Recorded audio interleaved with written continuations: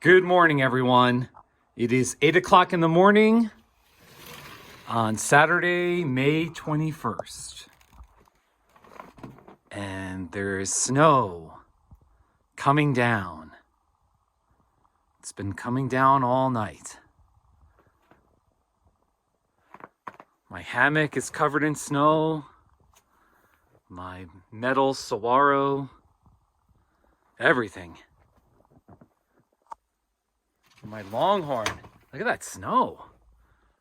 It's a good 5 or 6 inches. Look at this snow.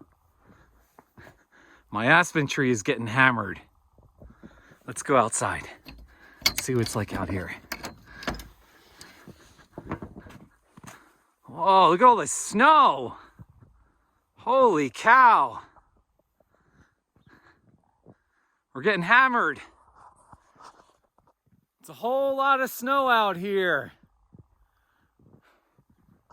Hey, guess what?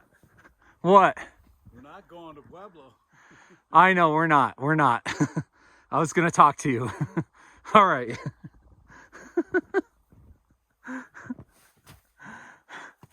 All right. Well, I just wanted to document all the amazing snow. Thank you for watching.